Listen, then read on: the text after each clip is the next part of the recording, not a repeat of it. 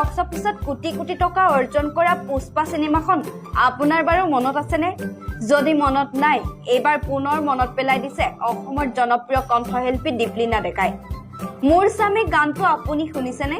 শুনিছে যদিও পুনৰ শুনক। একেদিনাই সামাজিক মাধ্যমত তুলপাৰ লগাইছে মোৰ স্বামী গানটোৱে।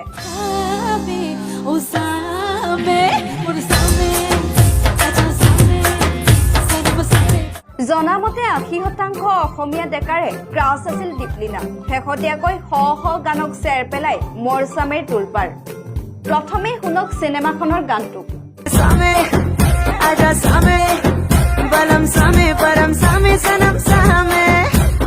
এতিয়া আহো দীপলিনাৰ গানটোলৈ।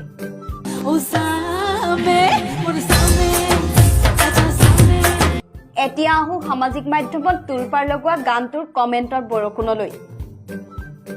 গানটো শুনি সকলো হতবাক। এটা সাংস্কৃতিক অনুষ্ঠানত গীত পৰিবেশন কৰিবলৈ অনুৰোধ জনাইছিল দীপলিনাক। অনুৰোধ ৰক্ষা কৰি গাই দিলে পুষ্পাক। তাৰ পাছতে আহি গ'ল দীপলিনালৈ অভিমান। অভিমানতে এজনে লিখিছে, দীপু বেয়া পাইছো তোমাক। কিয় গাব লাগে তুমি হিন্দী গানটো? উচ্চাৰণ চোৱাচোন, কমেণ্টবিলাক ইমান বেয়াকৈ দিছে। মোৰ বেয়া লাগে ন সেইবোৰ পঢ়ি। মইহে জানো কিমান কষ্ট পাওঁ। অলপো বুজিবলৈ চেষ্টা নকৰা। আজিৰে পৰা হিন্দী গান নাগাবা কিন্তু, কৈ থলো। এজনৰ আকৌ অভিমানটো অকণমান বেলেগ। বাৰে বাৰে কৈছিলো তোমাক দীপু, তোমাৰ হিন্দী উচ্চাৰণ একেবাৰে ভাল নহয়, হিন্দী গান নাগাবা বুলি।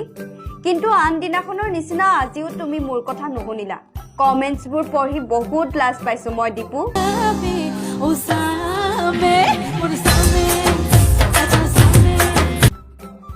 গানটোৰ মিউজিকবোৰ বাৰু আপুনি শুনিলেনে? এজনে গানটোৰ মিউজিকবোৰ শুনি লিখিছে, বিদ্যা লকডাউনত কাঁহী বাতি বজোৱাৰ নিচিনা লাগিছে।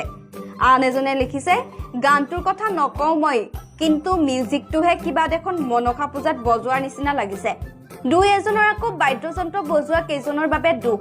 ৰাজা দাদাহঁতক জ্বালা কালা কৰি মাৰিছে আৰু নবজালেও নহয়। এজনে লিখিছে, মিউজিচিয়ান কেইজনেও বিৰক্তি পাইছে। এজনে আকৌ মিউজিক শুনি সুখী। তেওঁ লিখিছে, বেলেগ নহলেও তাল আৰু নেগেৰাৰ শব্দ মজা লাগিছে। বহুতে কয় দীপলিনা হেনো জাতীয় ক্ৰাছ, সেইবাবে ছোৱালীবোৰেও একশ্যন লোৱাত ফাষ্ট। গীতটো পৰিবেশন কৰাৰ পাছত বহু ছোৱালীয়ে কমেণ্ট কৰিছে। তাকে দেখি ল'ৰাবোৰেও খঙত জ্বলি পকি মৰিছে।